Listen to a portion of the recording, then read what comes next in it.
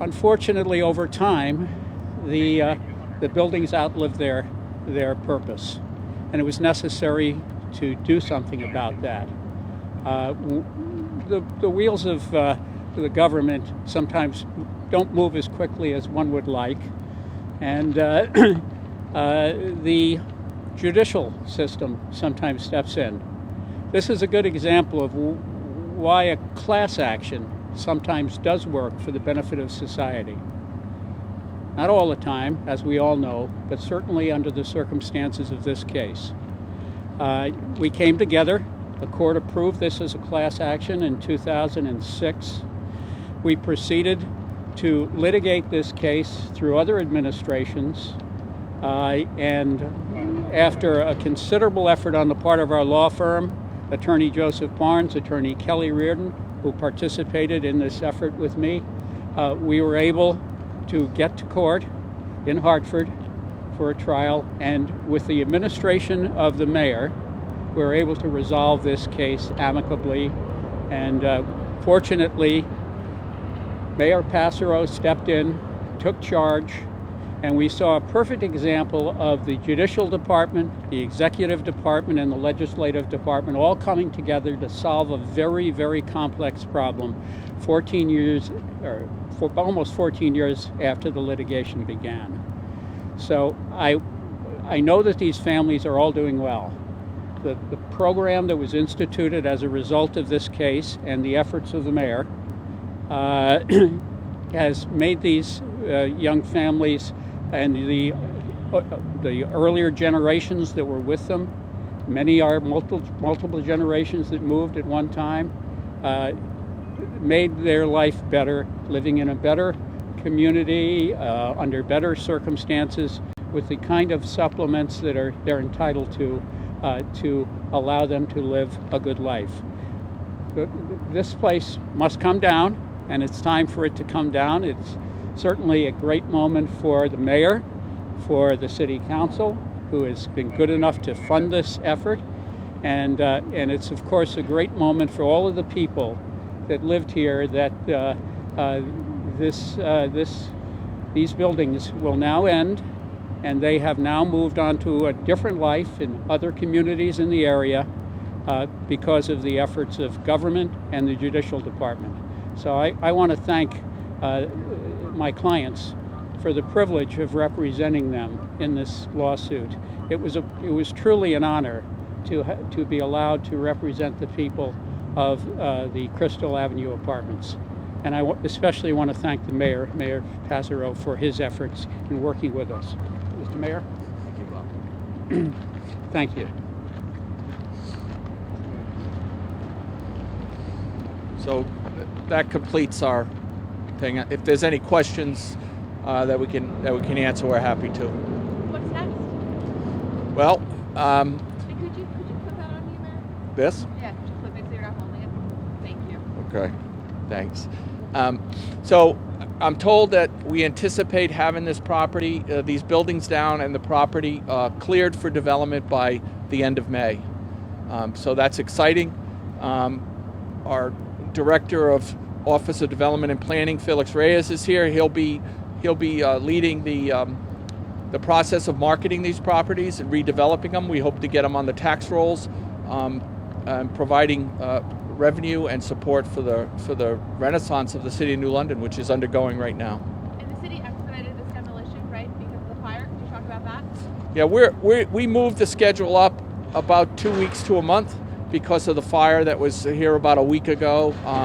We just recognized the difficulty in keeping these buildings secure, and we wanted to avoid any kind of human tragedy here, whether it would be, from somebody seeking shelter in the buildings, or from our fire department or first responders, having to experience what we did Thursday. There were no injuries, but we didn't want to take a chance of that happening again.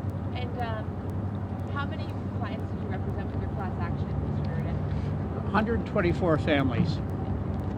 Information as far as getting, property or property owners on the tax roll and selling the property, as far as how much would you think this property would sell for, and any estimates on how much revenue you think it could bring in the those are, I mean, I don't want to speculate, but it's going to be a competitive process for the redevelopment of the property. So that'll involve the sale price and also the prospective development that's being offered to us and the future revenue. So it's all going to all tie into one. I mean, the sales price will depend on what kind of proposal we're being presented for the development. There's so many possibilities here because we're so close to the State Pier facility, which is undergoing a renovation right now. The wind industry is moving in. This will be a major hub for the offshore wind industry. We have I-95 and the Intermodal Transportation Center a half-mile away. So we believe this property is perfectly situated. It was never meant for housing. As you can see, we're in the middle of our transportation center, a commercial area. This is where our public works department and our transfer station is, and the bridge. So it was never meant for housing. So it's been rezoned for commercial industrial, and we expect it to find a good reuse in that sector. And how much total is demolition going to cost? The demolition cost is somewhere just north of $4 million. And the extra $700,000, is that what happened with that? Explain that. So what happened a few months ago is when we were beginning to start phase 2, which was the actual deconstruction of these buildings. The first phase was remediating the buildings and getting as much hazardous waste out of the buildings as possible before the actual demolition. But the demolition process requires that the material be disposed of in an environmental hazardous waste facility. And we ran into an issue of finding a facility that would accept the waste. And at the same time, as you know, trucking costs have skyrocketed, and also the disposal costs at the facilities were escalating. So we ended up with an extra cost of $700,000 that the City Council this past Monday agreed to borrow and bond for in order to get this project to begin today. Thank you. Lastly, when can we expect the demolition to be complete? When will there be done? We expect it to be done by the end of May. So the skyline of this city is going to change dramatically in the next few months.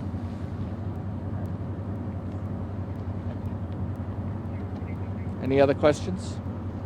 So thank you all for coming and sharing this important moment with us. I want to, once again, thank the people that made this happen. Tom Bombry is here from our Office of Community Development. He's been instrumental in working with our consultants, Ty and Bond, our Development Corporation, and its director, Peter Davis, was instrumental in getting us to this point. It's been extremely complicated, just the mechanics of working towards getting these buildings down, and I can't express enough my appreciation for the support we got from Governor Lamont's administration, both DECD and DEP. It was critical. And we're proud to have that support and faith in the future of the City of New London by our state government. So, thank you all. Mr. Mayor, they're waiting for you. Give them the go-ahead. I don't think they're going to take it.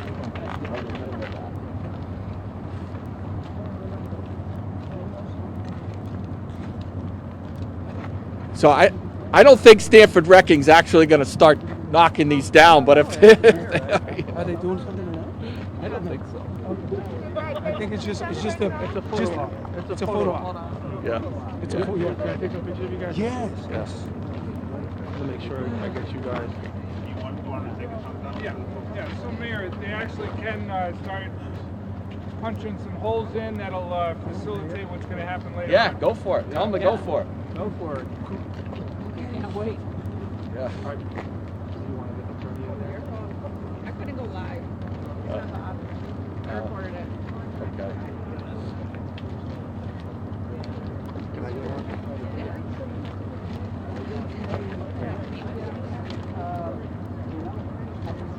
Well, the light goes Sorry. All right. I like the light. Sorry, I couldn't go live. Thanks, Adriana. Don't worry about it.